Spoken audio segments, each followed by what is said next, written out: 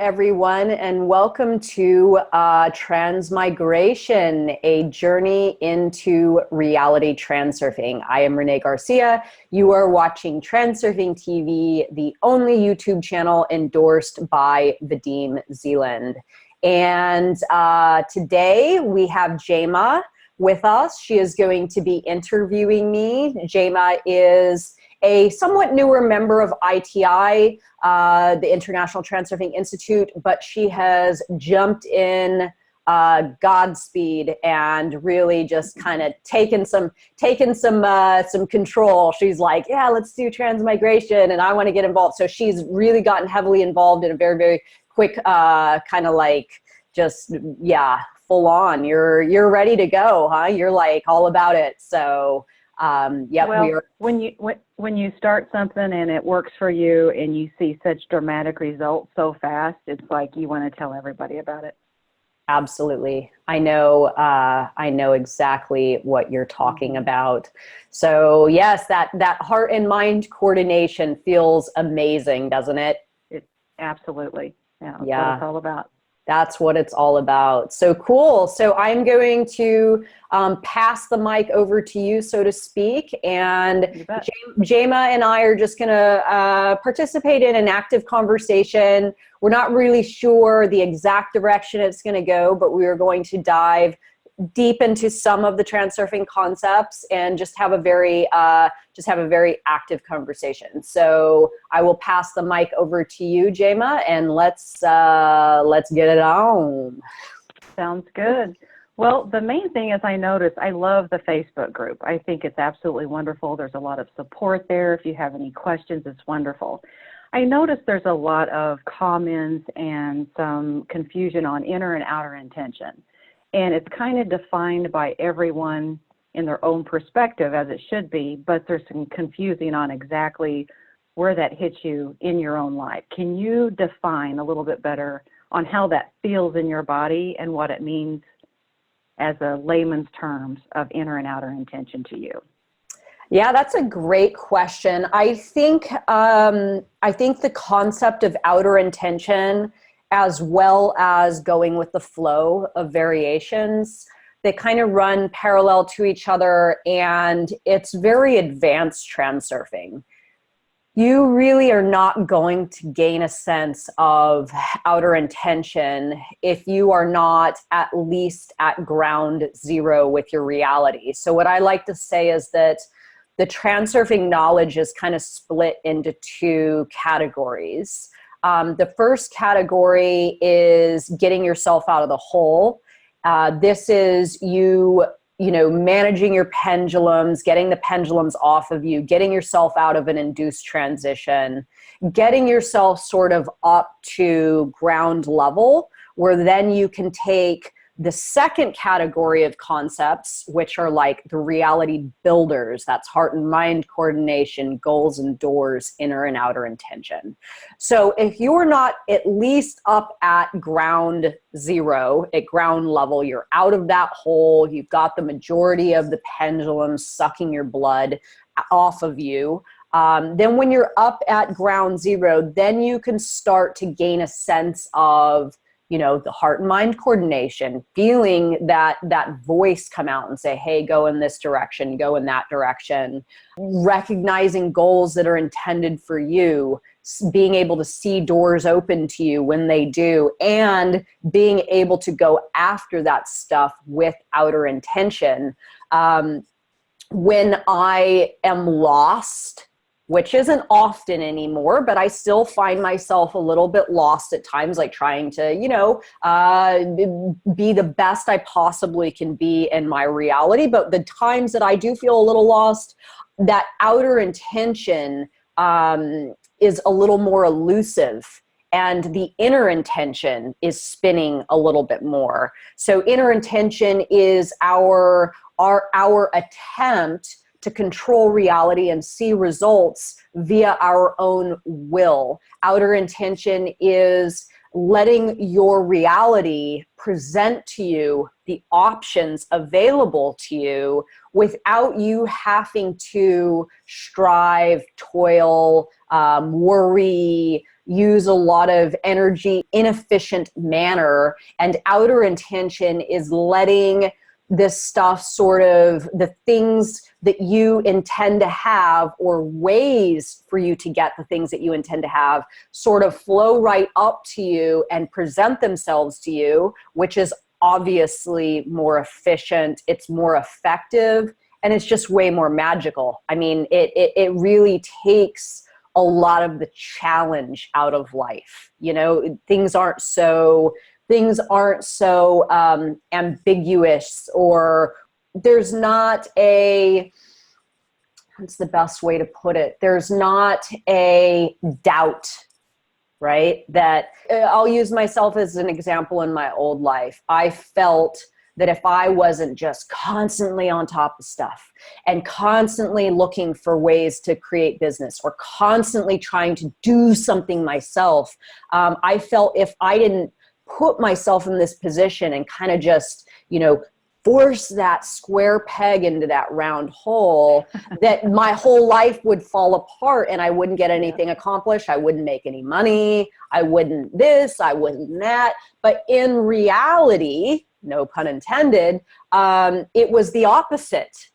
It was more came in my direction when I didn't do that, when I didn't try to enforce my will on my reality all the time.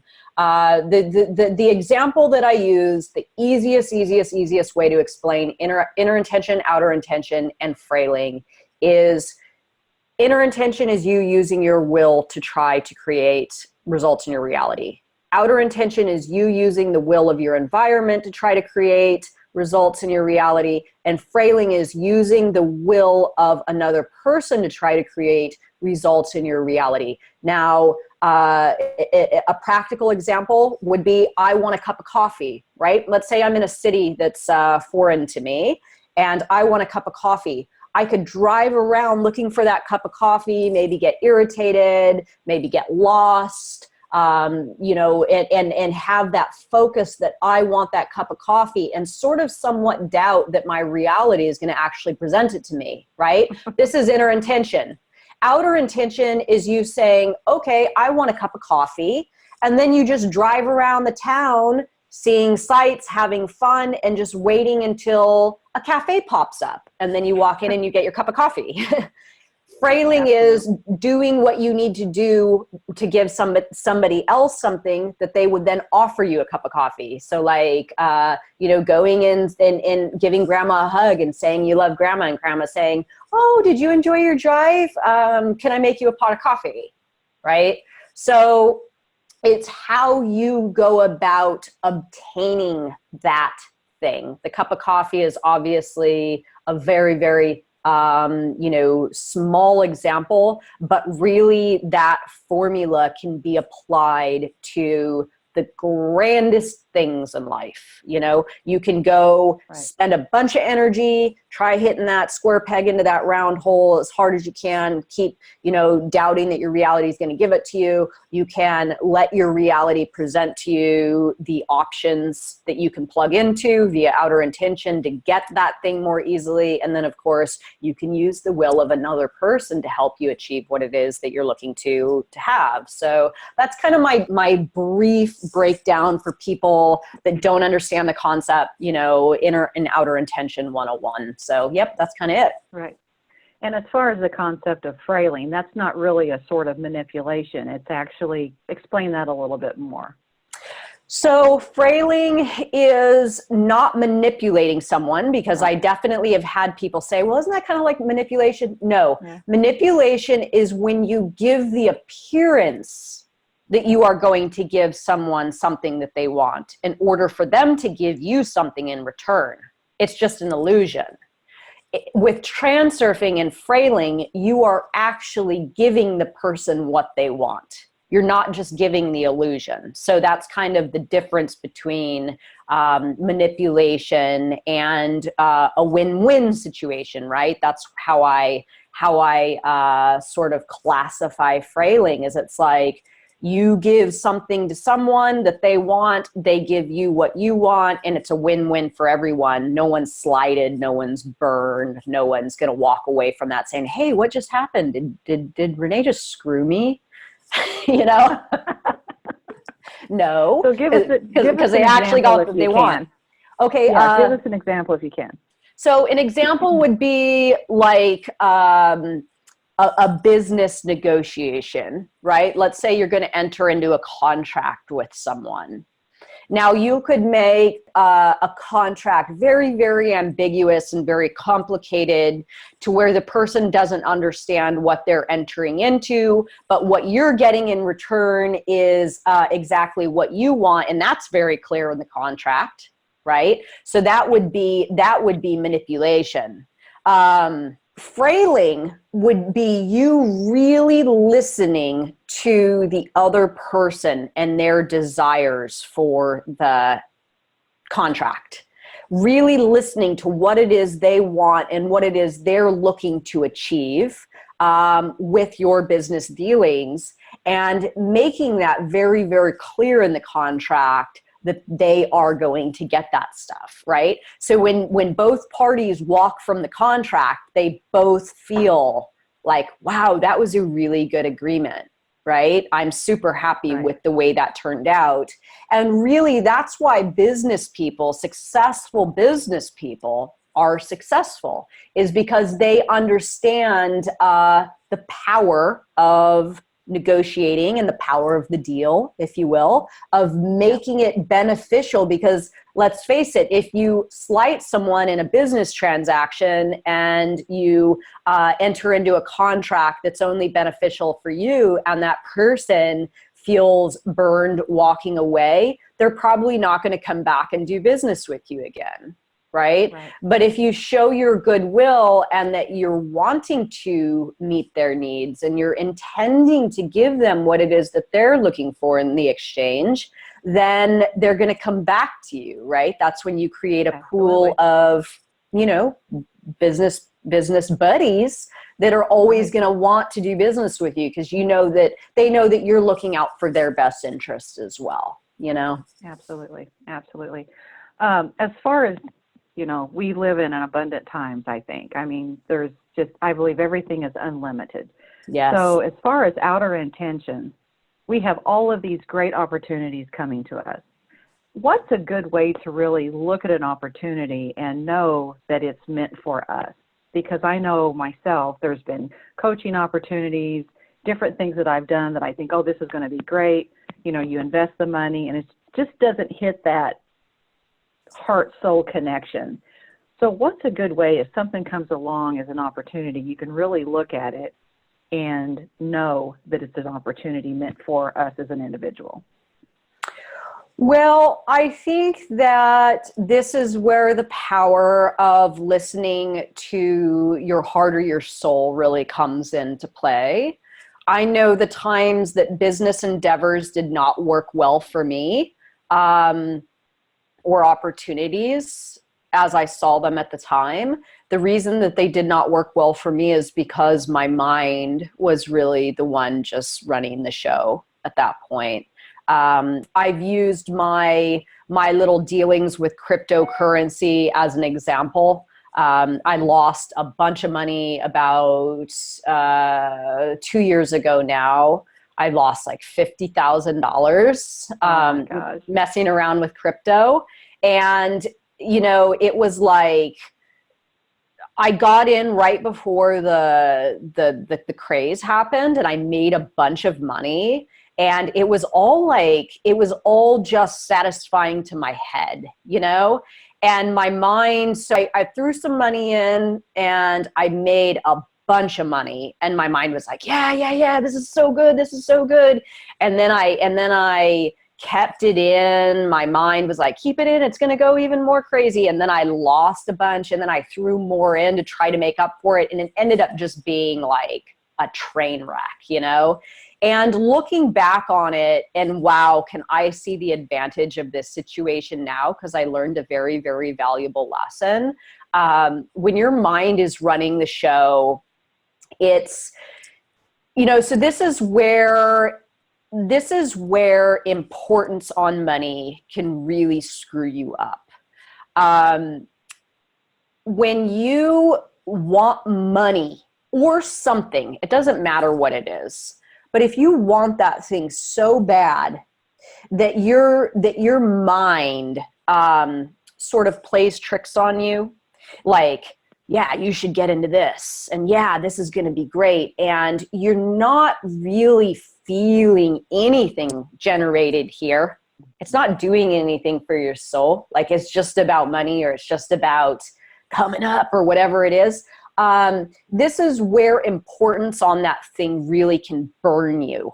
You know, importance and your mind being overly involved in something to the point where you get burned, I think is a very, very, it's like a transurfing learning experience that I think everybody should encounter at least once after they found transurfing, just so they can, they can see and acknowledge, like, okay, this is what that feels like.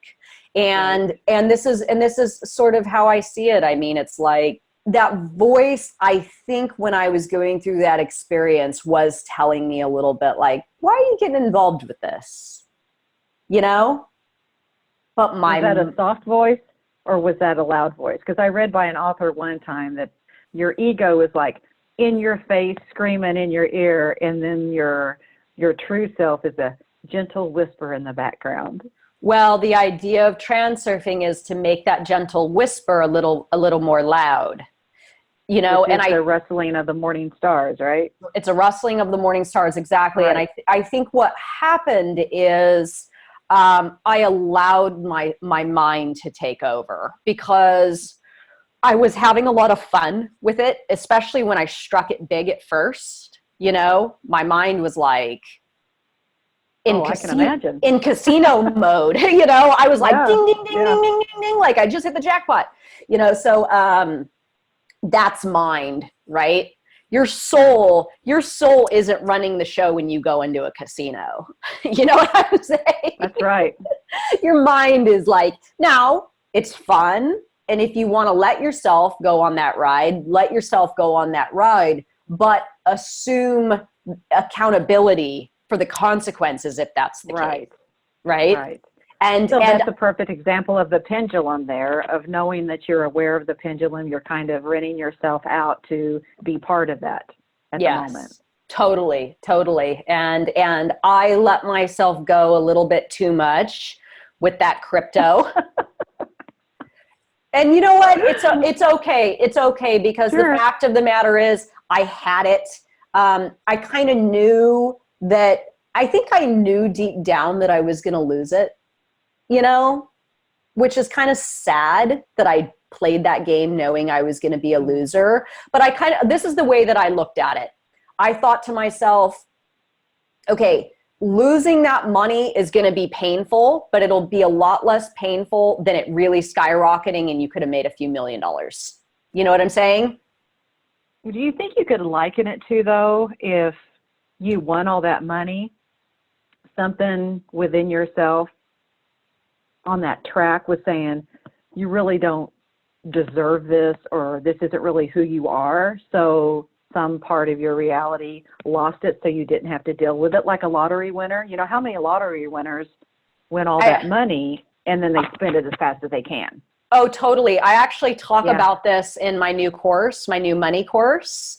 That's going to be awesome. Yeah, I talk about why resonating with what you want is it's done in increments, because the reason that you don't have $1 million right now is because you're not resonating with $1 million.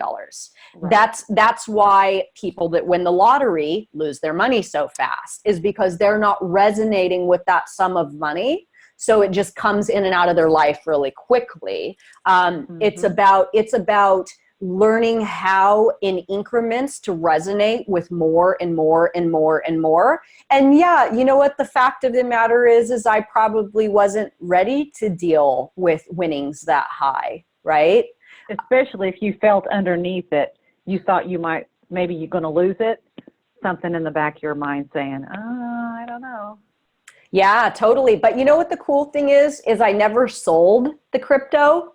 So it's still, so even though it's worth a lot less, it's still in there. Right? So maybe it will go back up when I'm ready, Absolutely. to deal with that. But the truth is, for me, my truth is I have everything now that I need to have, right? Right.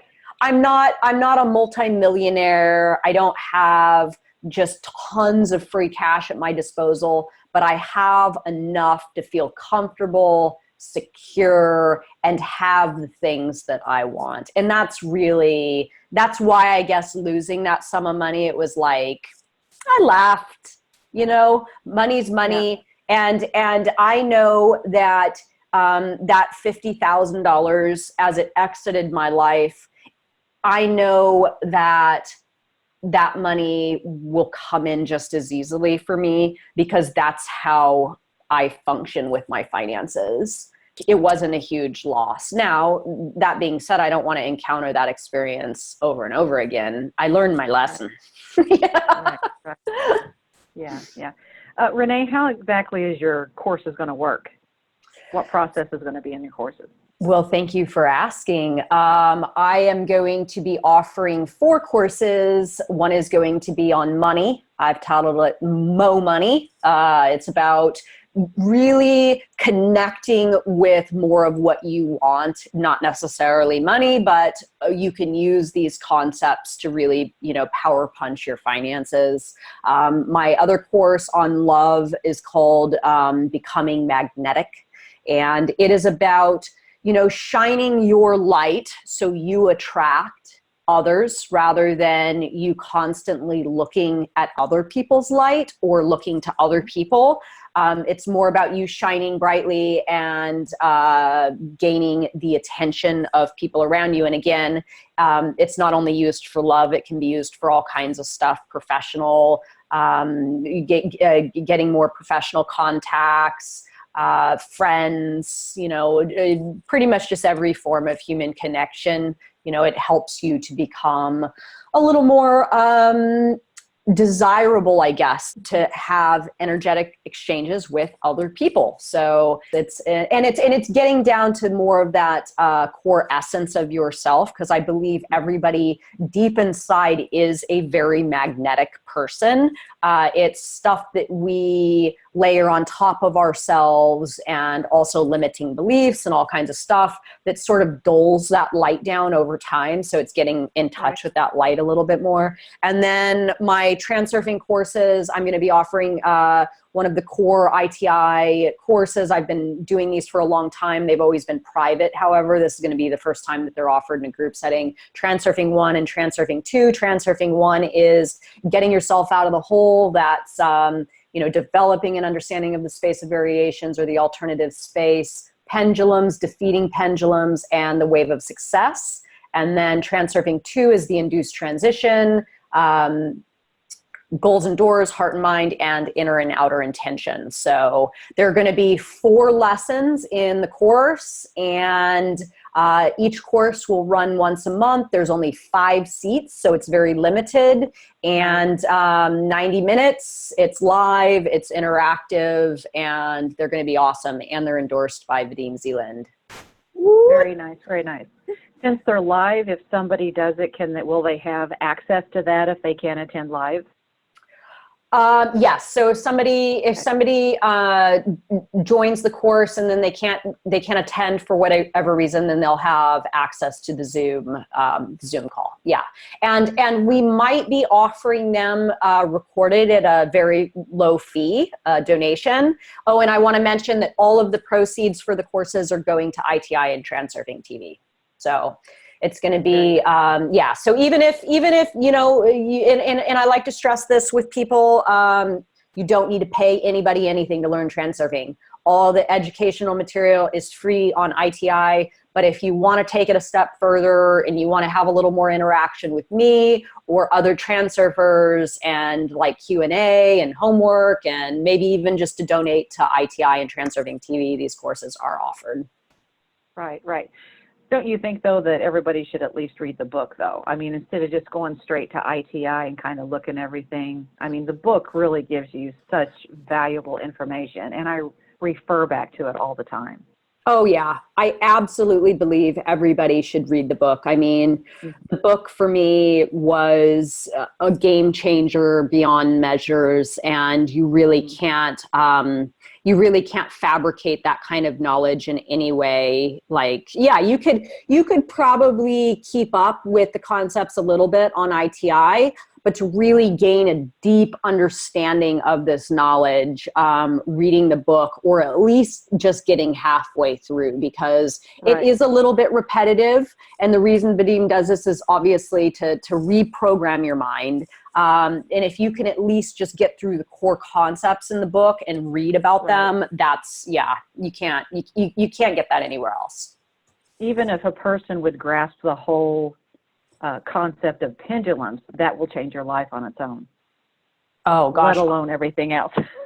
Oh, totally. You know what I say? I say each individual concept, if you were just to accept the wave of fortune, because you can't really just go, oh, I want to just go for the wave of fortune, but everything else, if you just focused on space of variations or alternative space, pendulums, defeating pendulums, importance, induced transition, you know, all these concepts on a singular level will help you transform your reality. But together, it's like boom, you know, your shit'll blow up for sure. Speaking of reduced transition, did you go through that when you lost your money on the crypto? Did you have a? Did I experience an induced transition then? Yeah. You know, it was a couple years ago, so I kind of forgotten how I felt at the time. You know, I wouldn't say I did then, but there definitely have been other times in business that I will sort of plunge quickly, you know, but I have gotten myself pretty good at pulling myself out of it is equally, you know, quickly. How? Like Well, I know even at work, something will happen and it'll be like, I'll know, I'll feel it. Yeah. And then you're aware, but what's the best way to like reverse that and get out of it? The best way, hands down, is the advantage technique, you know, just to accept that what is happening to you is good. You know, this is good. I might not see it right now, but I promise myself I will see it soon of exactly why this has happened, you know? And the advantage technique is like, even if you can't figure out a way to see it as an advantage, just to accept that your world is taking care of you and it is for the ultimate good, right? That one for me is just an absolute game changer. It will pull me out of an induced transition so fast, but I have to catch it. I can't go too far down. In induced transition, the worst one that I had lately was, I'm not sure if you listened to, it was one of my videos or interviews or something where I talked about my only real estate client, like in November, and I took her to a model home development, a new development with the model homes, and she fell in love and she was like, oh, I want to buy one. And they told me inside that they weren't giving commissions to agents. And I was like, oh, and it burned, you know, because it was like $12,000 or something. And I was like, oh my God, I just gave my best client away for nothing. And she was like pre-approved. And it was a nightmare at the time. I mean, I was like, oh, this is the worst. And I walked out of there feeling horrible. And she walked out of there feeling horrible. She was almost crying. She said, I'm so sorry, Renee. I can't believe this. And it was just like all just, you know, crash and burn. But she was like, you know, I promise you, I will make this up to you, and I will refer all of my friends and all of my family. You handled yourself so well in there, and you are such a good person. And thank you so much for, you know, leading me here. And how could I feel bad after that? You know, I thought whatever's going to come is going to come in my direction that I'm intended to have. But most of all, even though I didn't get paid, I did my job as a realtor, and I hooked up someone with the house that she's going to live in for a lot of years. How can I possibly feel bad, you know? But that induced transition probably took me a couple days to come out of. Sure. But I had to gear my mind to focus on the advantage, you know, but I did. I saw it through, and now I get to tell my story about it, right? All is not lost in those situations. Yeah. That's right. Well, what's the best way to deal with? I know sometimes when you have a clock in, clock out job, and you go through your morning routine, and you know it's about quality of thought, and you get your quality of thought, and you're feeling good, and you go into work, and you've got a lot of negativity around you, and it's almost like it irritates people that you're happy. Have you ever had that happen? It's like, oh my goodness, yes. It's really kind of strange. So you look at it that everything's a mirror. You know, you've got the mirror reality. So I think, well, is that reflecting back to me that maybe I don't believe that? It's almost like a double-edged sword on the mirror concept, especially with relationships. If you're in a relationship and you're thinking, oh, they're so negative, and then you think, well, it's a mirror. Am I the negative one? Am I the narcissist? And then you go through this. Yeah. So how do you really know when you're looking, because it's all about personal growth. So when you're looking at something outside of you and you're seeing these negative concepts, this energy coming toward you, what's a good way to decipher whether that is really within you or that's just the outside world? I mean, explain that to me, if you don't mind. So that's a great question. And the way that I like to look at that type of scenario is I like to confirm that what Vadim talks about in the book with, remember the story of the people vacationing in a European city, and they're like standing in a town square, and oh yes, and they're seeing beautiful architecture and the arts and beautiful European city, and then on the ground there's a guy that's homeless, and he sees an empty alcohol bottle and cops looking at him suspiciously. Okay, now all of this material, all of this information is in the same setting. It's on the same script, right? There is this script running through this scenario, and there is, from the worst and most base perspective, there's that material, the bad stuff, the alcoholism, the addiction, the negative thinking, the paranoia, the focusing on lack, right? The being destitute, all that stuff. And then on the other side, there is enjoying the arts, enjoying a European vacation, enjoying yourself, enjoying your loved one. So that's all the information and material in that on that current script, on that current set, right? The set and decorations. It's expansive. So as human beings, we've been gifted the opportunity of being able to decide what we are going to, in fact, tune into or tune out of, right? So you have that information, coworkers that are negative, or whatever is, the polarity to your up mood. You have all of that stuff on your script. That is part of the set, right? In your, in Jema's reality in that moment. And you are simply still tuning into that information. right? Now, you may not be doing anything necessarily like super damaging to yourself with it, but you're still tuning into it. And sometimes, especially in an environment where you don't have the option of just dipping out of when you don't like it anymore, you kind of have to deal, you know? And I actually had somebody request me to do a video on, you know, keeping your sanity in the workplace when people are, you know, fucking with you. I don't have that thing because of the nature of how I conduct my business, being an entrepreneur. I mean, I get to really decide who I want in my reality professionally and who can just boop out, you know. I will say that when I got my real estate license and I started going to a real estate office for a few hours a day, it was a new environment for me to be around other people. Fortunately for me, everybody's very positive.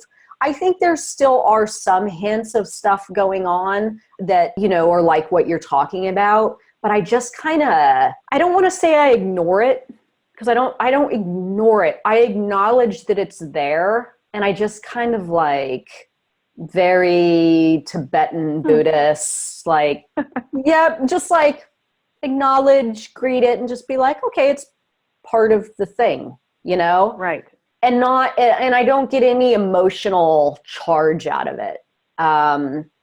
But I do understand people being severely challenged by workplace environments. My mom was one of them. She worked in the same place for 40 years. And towards the end, she was like, she fucking hated it, you know, because she was letting everything get to her. And it was just kind of building that momentum and exponentially getting worse and worse and worse.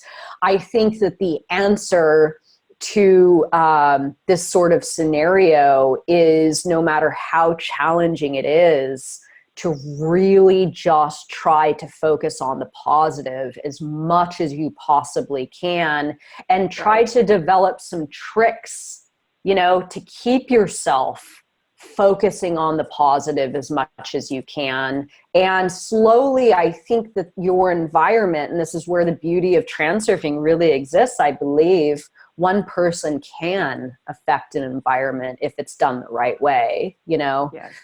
Yes. Does that answer your question? Yeah, absolutely. Yeah. And it's, you know, the old saying, it's not what happens, it's your response to it that matters. Totally. So I always try. Yeah. I always try to think of that. Sometimes you just can't help it. And in my mind, sometimes I'm like, no, not joining in on that, you know? Yeah. But it's really easy to get hooked into a story, you know? Oh, God. You know, because everybody likes a good story. And that's okay. I mean, you know, I still allow myself to get hooked sometimes, because if I didn't, life would be a little bit boring. You know, I still allow myself to get hooked, but I put limits on it. And most of all, I acknowledge when it's happening. That's the main thing. On that last interview I did with Brian Scott, when we were talking about the political pendulum, you know, it is true. Pendulums will develop tricks where you don't even know that it's happening. The pendulums are bleeding you dry and you don't even know, right? You're like, it's such a slow bleed, and the hooks are really, really manipulative, and you won't even gain a sense that you are getting bled dry. I think managing the pendulums in whatever environment, the first step is to really being hip to their tricks and making sure you understand where your energy levels are going. You know? And if you're coming home from the workplace and you're depleted, maybe it's time to start doing something else. If it's in a consistent way and you're not able to manage it, like, you know, this is the way that I like to look at it when I have dealings with a pendulum that depletes me a little. I ask myself, is this maintainable? Can I exist with this thing happening? And if I can't, then I need to renegotiate. I can't just let it do its thing with me and me not have it's time for me to really take accountability and maybe renegotiate. And I think that happens a lot with relationships, because if we are in a relationship, especially if we truly love the other person and we want the best for them and we want to be part of the relationship, but there's just this outside friction constantly, and you're trying to make it work, and so like you said, looking at it if you're depleted and how you're feeling overall, and weigh it. If there's one person that's only doing the giving and that giver is you, but sometimes that's hard. Sometimes that's hard to make the break. I mean, it really is. Oh, for sure. And then you look at it and think, well, is it me? I mean, am I the source of problem here? Because, it is a mirror. Yeah. And you just kind of go back and forth with yourself. So I think it is that point of feeling depleted, and keep an eye on that and really being aware of everything that's coming toward you. Kind of an off the topic statement, but it came to mind when you said that just now. Is it me? Mm-hmm. I heard a therapist say once, I can't remember where, but like a relationship therapist say, have sympathy for your partner that they have to deal with you. Oh, absolutely. For both people. And I remember hearing that and thinking, that's really clever, because exactly. we are not angels. Nobody is an angel. Yeah. Everybody comes with their crap. Everybody is just as much as a person in a relationship. The other side of a relationship for you is a pendulum for you. You're a pendulum for them. There are relationships. I think most relationships, somebody is giving more than the other one, and somebody's getting taken more. But both people are pendulums, and both people are bringing their stuff to the table. So it's really about getting the relationship, if it's romantic, if it's a professional relationship, if it's a friendship, if it's a family relationship, whatever it is, it's getting the relationship to a place where it is maintainable. Where I think a lot of times relationships end because subconsciously we think we can't go on because it's not maintainable. The energy deficiency, the energy loss, the bleeding is just too great. So we try to tourniquet the bleeding and get out of there, and it's not maintainable. But really, you can restructure almost any relationship on your own as an individual to a point where it is maintainable, so you can keep the thing going. I mean, that's kind of my relationships, very, very, very base 101 relationships. Right. And then if it does just drain you, sometimes the greatest source of love is to be the one that says, you know what, I love you, you love me, but this isn't working out. So let it go. I know you're going to have more in the long run, and I'm going to have more in the long run. And sometimes it's really hard, but I think that I hear that life always takes care of us, right? Totally. I hear that Frozen song in my head. Let it go. Let it go. Yeah. Yeah, absolutely. Yeah, absolutely. How do you think that life got started? Why do you think we're here?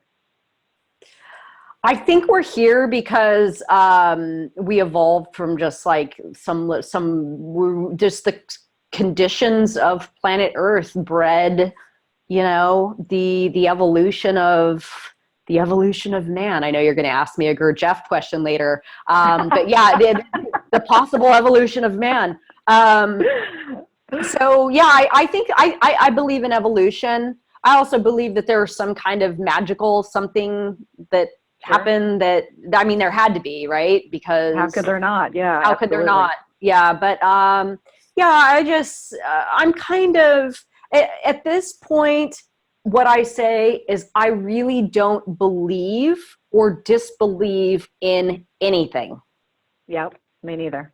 I am open to all possibilities. If some scientist somewhere, went public and said, "Oh, I found out that we are actually alien something or other that came here from a distant planet on spaceships millions of years ago," and blah, blah, blah, blah, blah, I'd be like, "Oh, cool." Oh, wow. Yeah. I would not. Yeah. I would just be like, okay, I don't really have I don't have any importance about it. I'm kind of open for whatever, but I do probably tend to think a little more along the lines of evolution. Right. And how do we really ever know? I mean, somebody will say something about history and I'll be like, I don't know. I wasn't there. I wasn't there to witness it. I wasn't there to, I don't know. I really don't know. Oh, totally. Exactly. Evidence to support all theories. I mean, when somebody's telling me something now and they're like super passionate about it, and then there's this that supports, this idea, and there's that, and there's this, and I just laugh and I'm like, yeah, there is.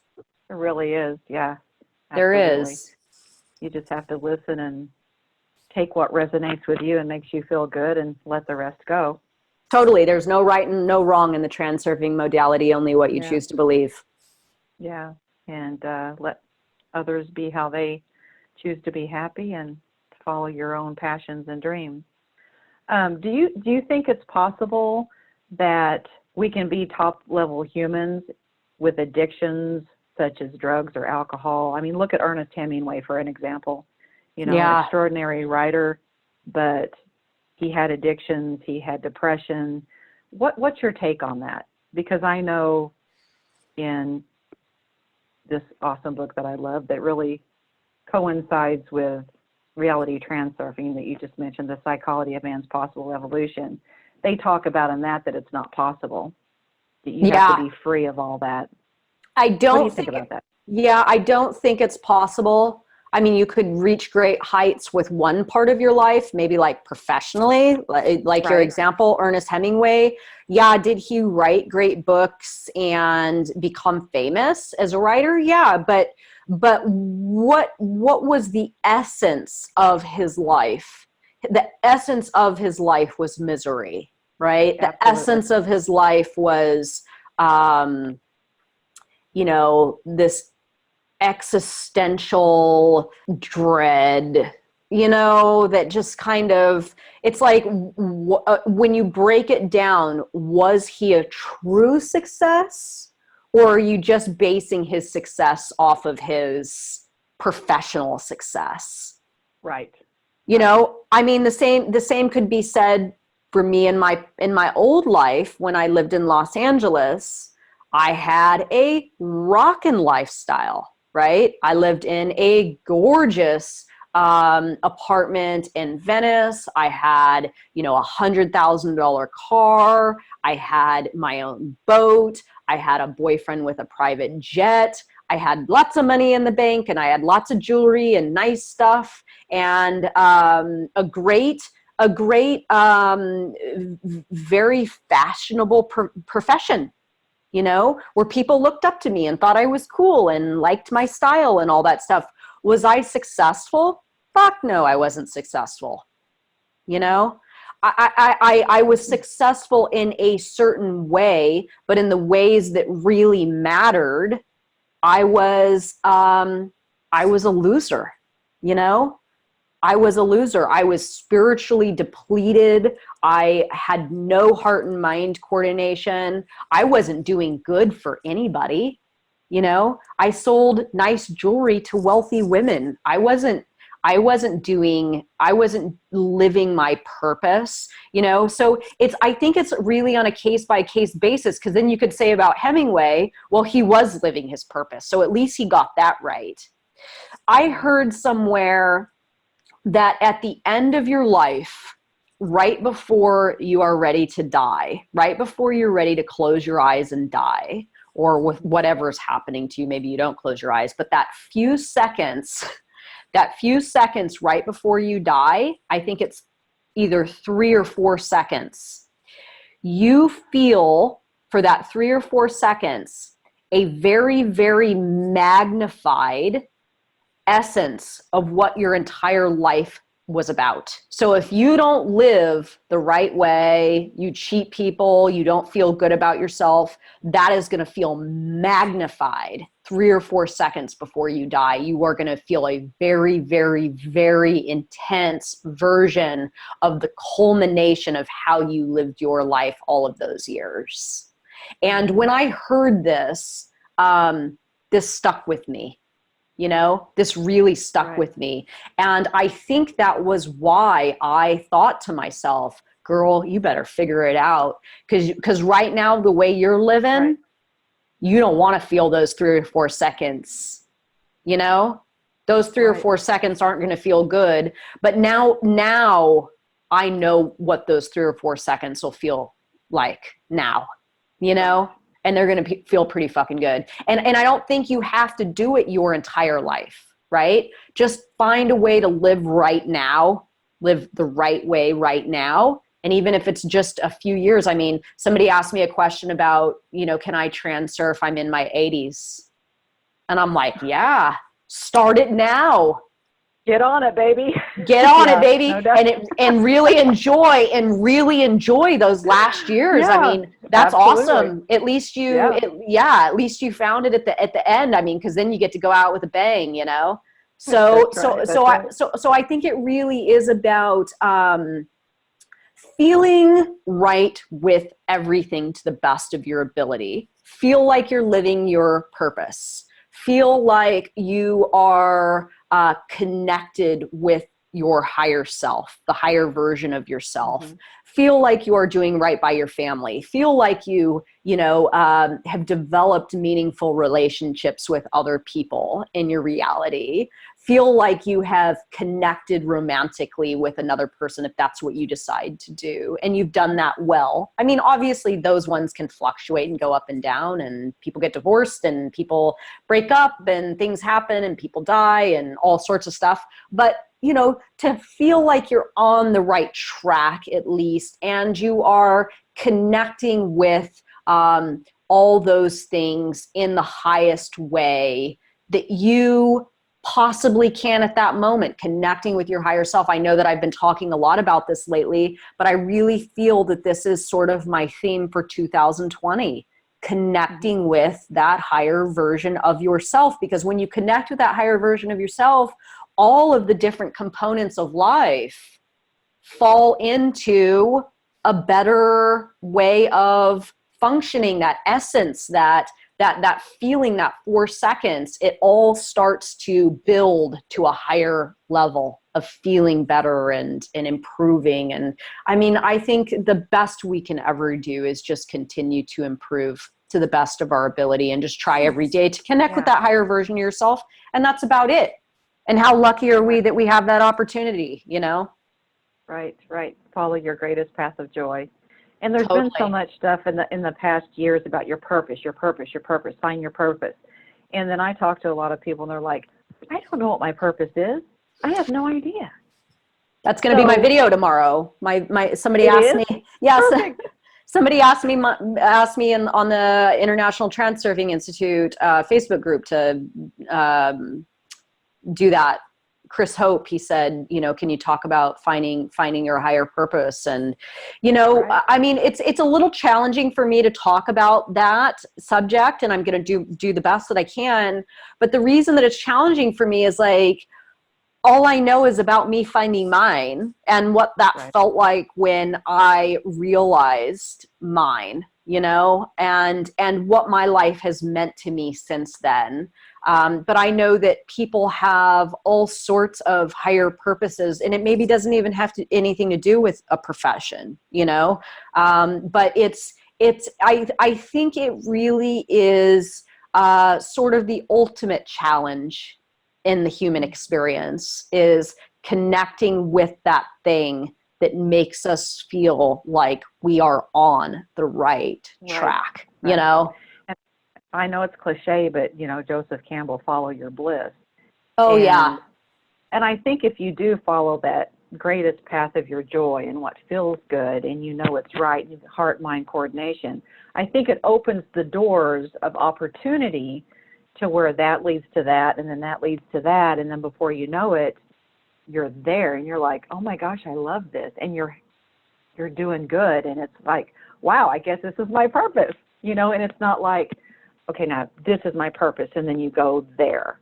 It's like, stay open, allow it in, do what you feel is right, be honest, live in integrity, and those doors are going to open to you.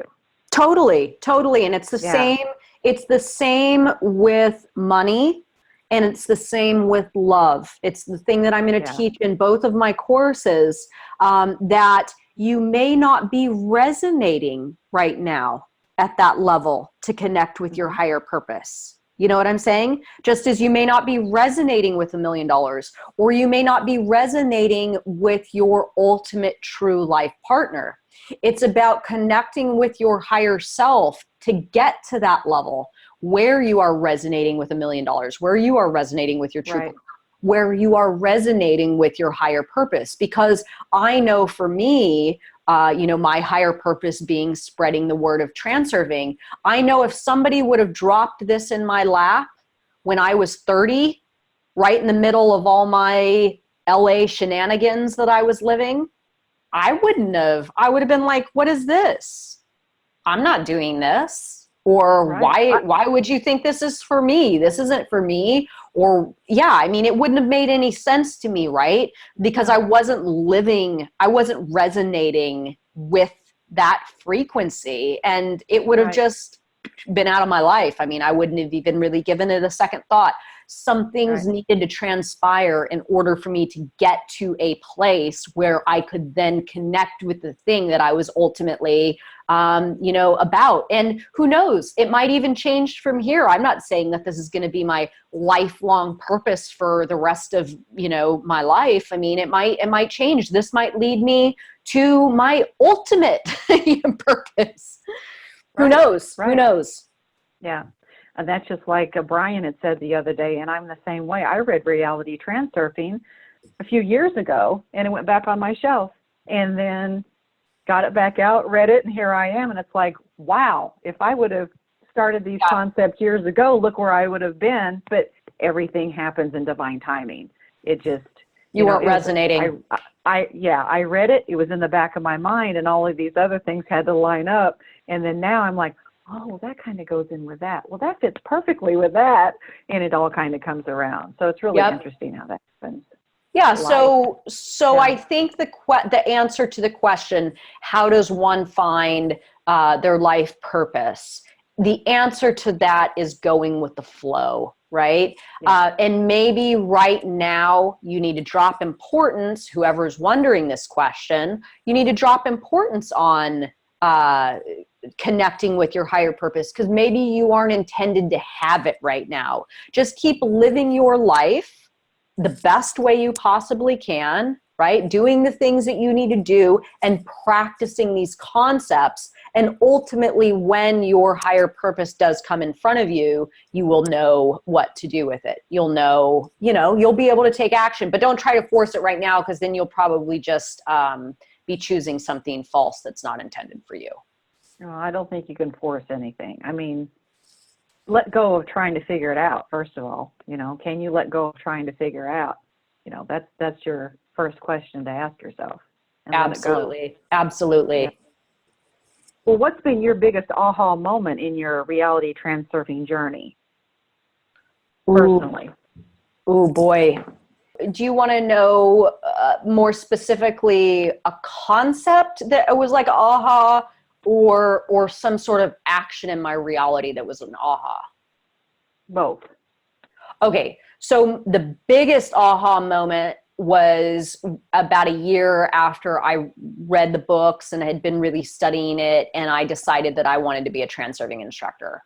I felt such an extreme level of heart and mind coordination. It was absolute insanity. I felt so good. I felt like I could do anything. I felt like I was just going to really take this knowledge to the next level and help, just lots and lots and lots of people connect with it. And I felt purpose that I'd never felt before. It was Right. truly, truly, truly awesome. Yeah, that was a really, really good feeling. And it's fueled me a lot in everything that I've done in the last 5 years. It's been pretty intense. But the biggest aha moment with one of the concepts is definitely dropping importance. My God, that dropping importance completely changed my life. I mean, I was the epitome of a person that had importance on stuff and relationships and material stuff and status and all that crap. I had so much importance on it, and man, dropping importance and really connecting with more meaningful stuff in my reality and letting go of a lot of that importance has been just like paramount. I mean, total game changer for me, absolute game changer. And why do you think dropping importance is so important?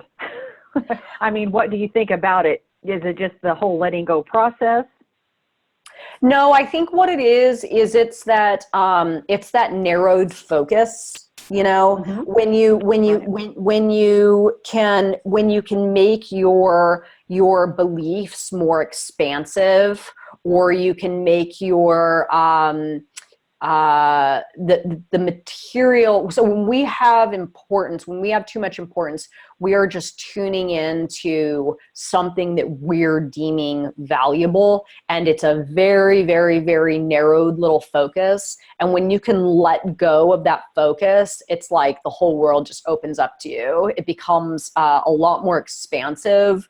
And that's when you can do all sorts of cool, things like connect with your environment via outer intention and go with the flow, and more comes in your direction because I don't think more comes in your direction. It's always coming in your direction. It always has been coming in your direction, but your narrowed focus on what you've deemed important has limited your perspective.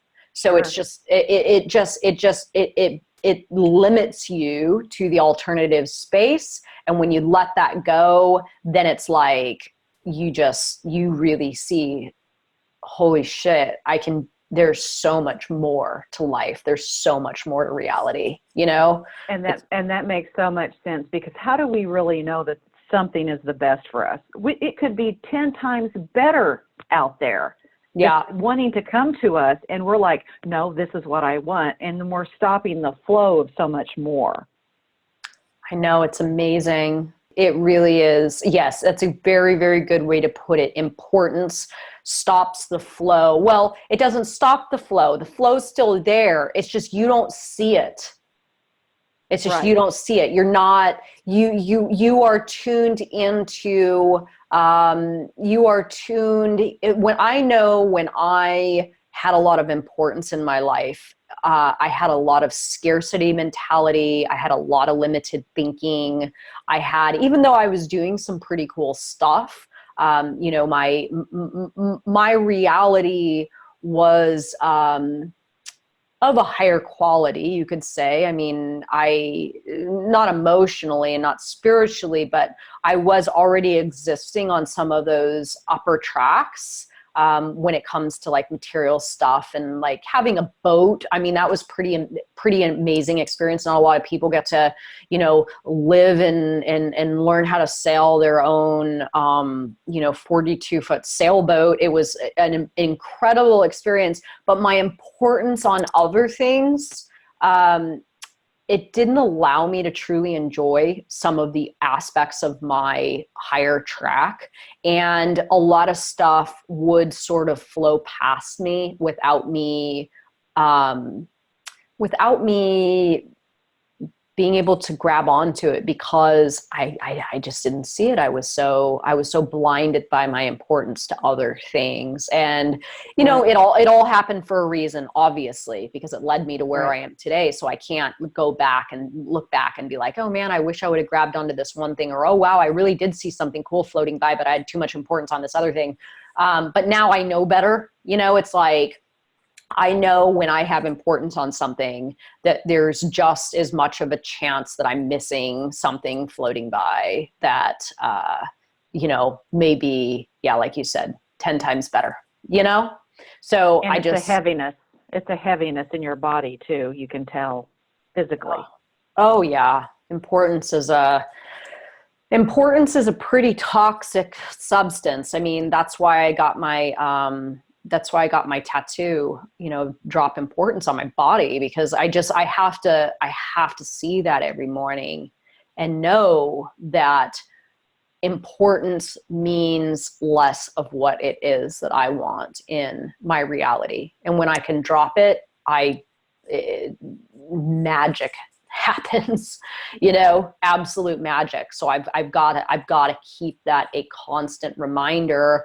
And the reason that this one was the most powerful game changer for me is because I had so much of it. So much of it, inner importance and outer importance. I mean, I think we all do. Yeah. Oh yeah. Yes, I think it is definitely a human condition. That's for sure. It is. No doubt about it. And I don't care how far you are along in the life process. There's importance around absolutely everything.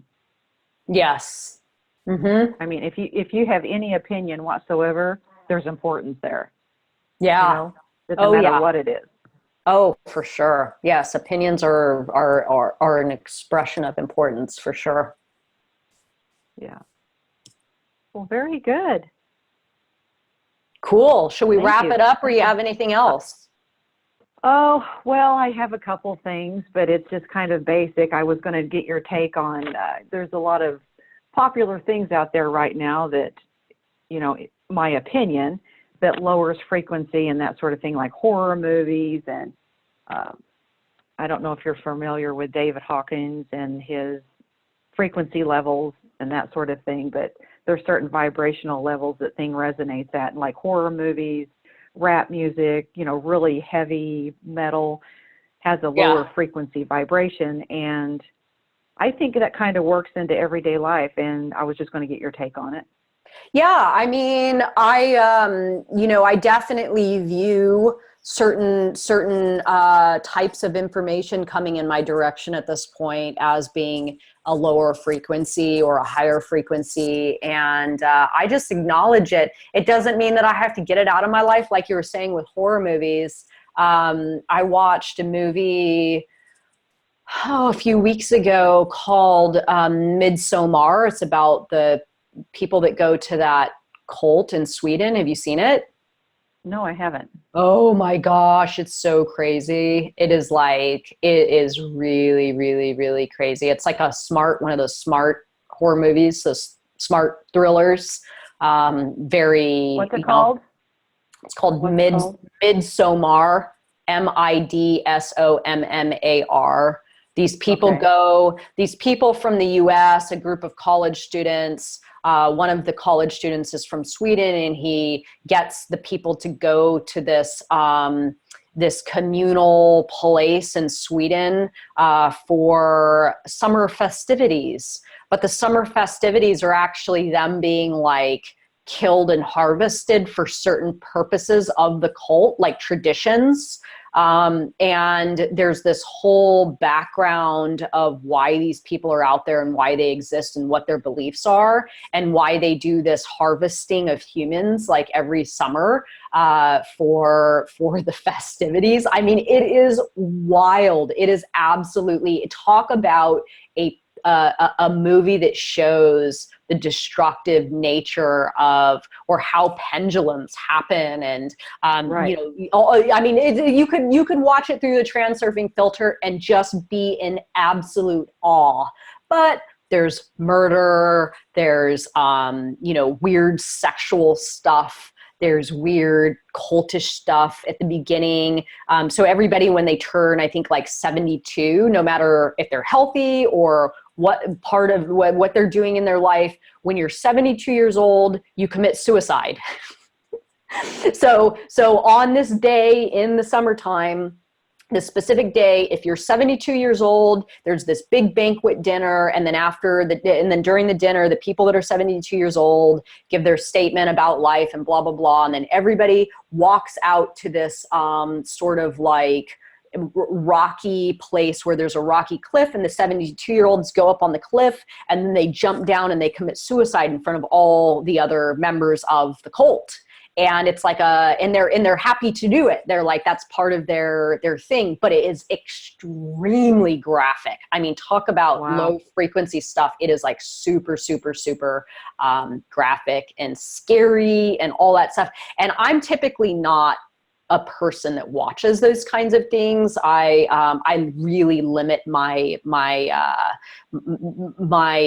TV and stuff to stuff that makes me feel good. I don't want to go, I don't want to watch something and it send me on an induced transition. But I like this director, and I kind of knew going into it what it was going to be, and I watched it anyway. And I just go into it with awareness. So if you're going to participate with something that's of a lower frequency, acknowledge it before you do it. That's the main thing. Like, okay, I'm getting ready to watch something that's probably not going to feed me anything positive. It's more just for the sake of entertainment. And you can allow yourself to go on the ride, but you need to acknowledge that ahead of time. And you need to kind of check in with yourself. Like, there's been times where my boyfriend and I have watched stuff on Netflix or on TV, and like halfway through, I'll be like, that's it. I'm not watching it anymore. Yeah. And I'll get up, or we'll be watching something, and like even this movie, Midsommar, is a perfect example. There were certain scenes that were so graphic and so scary, or at least that I thought they were going to be. I'd be like, okay, and I would get up and I would walk out of the room and I would go into the bathroom, and then I'd yell to my boyfriend, "Is it over yet?" And he'd say, no, it's not over. It's not over. So then I wait a few more seconds. And then when he tells me it's over, then I'll come back out. So I kind of I kind of can go along the ride, but I don't want the really graphic, scary stuff to be in my mind. That graphic, like brutality, it's like it hurts my core. Like I can feel it in my body. Yeah. I know what you're talking about. I've always had an adversity to gore, blood. I was the worst as a child. I mean, somebody'd get hurt on the playground and I'd run 2 miles scared, just terrified. And I had a big adversity to it for a long time. And it was just until, like, ironically, the last couple years, which seems kind of odd, like, why would you start looking at that stuff now? But now I sort of allow myself to look at it a little bit more. I still limit what comes in regards to imagery and sounds. But I kind of feel like we were brutal as human beings at one point in our history. I mean, we were incredibly brutal. So I view, when I look at that stuff now, I kind of connect it with a brutal part of my nature that I know is in my DNA, especially considering I'm, like I did that DNA thing, and I'm like 80% Scandinavian. So I know that, like, my blood is violent Viking blood, Right. Like, I have all that stuff in my DNA. So I think when I do participate with something like a horror movie, I'm like sort of satiating some weird little thing inside that's like, like, oh, you're, just like in a little way. I don't know, but it is limited. It is very, very limited. Right. Yeah. And it doesn't bother me, like if somebody cuts their finger and their finger bleeds, or if somebody, throws up, none of that bothers me. I mean, it doesn't bother me. But when I see this just like that movie Bone Tomahawk, did you see that? No. Oh my gosh. I'm like, how can anybody watch this? And I couldn't watch it. It's just, I don't know. It just really affects me for some reason. So yeah, I know what you're talking about. Like when you go to sleep at night, you still see the imagery in your head. Yeah. Oh, you can't unsee it. Yeah, it's, so Gurdjieff has a whole thing on this, and he calls it impressions. That everything in our reality leaves an impression on us. That's why that whole Japanese art of homemaking. Have you seen that show on Netflix where the Japanese lady comes in and she says, each item you have in your home, you're going to hold it and say, does this bring me pleasure or not? And if it doesn't bring you pleasure, then it needs to go. Ooh, So I it's like that. Yeah, and it's there's this whole thing. There's some name for it. I can't remember the name.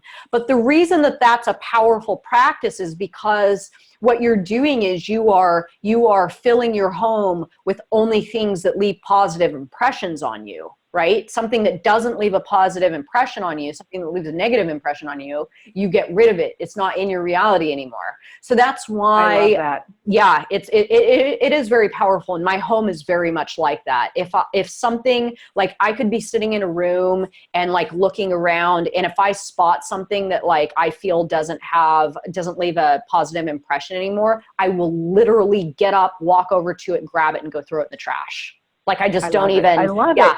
I'm like, done, out of here. So I think that's why, when you're talking about horror movies and hardcore metal music or rap that's just like super, super bass, it's that it leaves that impression on you that doesn't do anything positive. Now, it can be perceived as positive by one person and negative for another. Lots of things are like that. These because they're resonating at that level, right? Because they're resonating at that level. Yeah. So it's about sort of just like limiting, I guess, and trying to get your environment with the most positive impressions that you can. Trying to keep. And it's really not good or bad, or I just kind of laugh, and it's like, I'm really not a snob because I really do love everybody and I stay open. It's just I know what I allow into my life, and I know what I want to resonate at, because I want to bring more of that good stuff into my life. And that's what I want to see, and that's how I want to view my world. It doesn't have anything to do with being better or worse or anything like that. You just want more of the good stuff. I want that connection. Yeah. Oh, I feel the same way. I mean, that's why I keep my house the way that I do. It's very, everything's sort of like, all the things you look around and see, they have meaning to me, and they're beautiful. I try to keep things that are very obviously like front and center stage, that just have really, really beautiful impressions. Like when I went to give some seminars with Dr. Salah El-Rashad in the UK, one day we were walking around this little seaside town that we were staying in, and we walked into this antique store, and I found these two items that were just amazing. One is a big copper basin that's got to be a few hundred years old with handles on the side. It's like, it's pretty large, and it's like this deep, and it's just beautiful patinaed copper with handles. And then another one is a foot heater for an old Rolls Royce made of copper, one of the original Rolls Royce, and it's made of copper, and you put hot water in it, and then you put it on the floorboard of your Rolls Royce, and you put your feet on it so your feet stay warm. And I saw these two items, and I fell in love with them, and I told Salah that I was going to buy them, and he said, no, I'll buy them for you as your gift for doing the seminar. And he had them shipped to me at my house, and when I got them, I was so excited. And those are the first things you encounter when you walk into my home, and when I walk into my home, I see them and I acknowledge them, and they're super positive impressions. They're just they're gorgeous. They were gifts from Dr. Salah. They were a gift for my seminar. So it's that stays in my mind. That's I'm programming my environment with these items. I'm programming my environment with these items. And I just don't let anything in that doesn't doesn't correlate to this program that I've created inside my house. And, you know, my house is a great place for relaxing, for getting work done, for resonating at a high frequency. Yeah, I watch, you know, movies like Midsommar once in a while, but I keep it super limited, you know? Right. Yep, that's awesome. Keep it all limited. More of the good stuff, less of the bad stuff. Yeah, absolutely. Yeah. Well, thank you for this time. Yes, this has been fun. Let's do it again. We can no longer see you. Do you see your video cameras off or on? It says that it's disconnect. It was disconnected. It was disconnected because now you're just a green dot. But we will imagine that you're waving goodbye. Bye-bye. And I will say to everyone, tune in for more. We are going to do, for anybody that's still listening to this, is there anybody out there? Is anybody still listening? How long have we been going? Like an hour and a half? Well, it was a good conversation. If there's anybody still listening, we are going to do more like this. Jema has expressed interest to continue these transmigration sessions, so we will continue these. If you guys have any questions you'd like me to answer on transmigration, message me or message Jema in the group, and we'll add it to the list. And yeah, check out my courses. Interact with Jema. She is a future transurfing instructor, and if you totally. And yeah, if you have not joined the International Transurfing Institute Facebook group community, please do so. The link will be below in the links. And yeah, it's a great group. We are just, the conversations are lit in there. I mean, I don't think there's anything that anybody has not asked. It is as comprehensive as you can possibly get. So yeah, even Vadim was like, whoa, this group is really, you know, he messaged me privately and was like, wow, I joined the group and there's a lot going on in there. So and everybody is kind. Everybody is kind, and they really do want to help each other. And any question and any comment helps each other tremendously. Oh, amazing. I mean, sometimes I'm like scrolling through and I'm seeing things people are saying to each other, and I'm like on the verge of tears. I'm just like, oh my God, this is so cool that we have this, you know, it is so cool we have this. And it's like a pool that you can go and you can replenish your spirit through the day, you know, and really just reconnect with the transurfing concepts and reconnect with people that are resonating at the same frequency as you, and just kind of like replenish, and then go back into the world with your, you know, with your transurfing filter back on, you know, and just kind of like deal with reality and enjoy it and all that. So yeah, I know a lot of people thank me for starting the group, but I'm like, man, you guys, I'm getting just as much out of it as everybody, you know, I'm like, I'm just here with everybody else, just super happy and enjoying it. So yeah, it's pretty cool. So, well, thank you so much, Jema. I appreciate you taking the bull by the horns and helping me continue with these transmigration calls. And yep, everybody join us on International Transurfing Institute Facebook group. You can follow me on Instagram, reality_transurfing, and of course subscribe here if you have not already. And we will do another one of these soon. Okay. Thank you, Renee. Okay, bye, Jema. Have a good one. Bye-bye. You too. Bye-bye.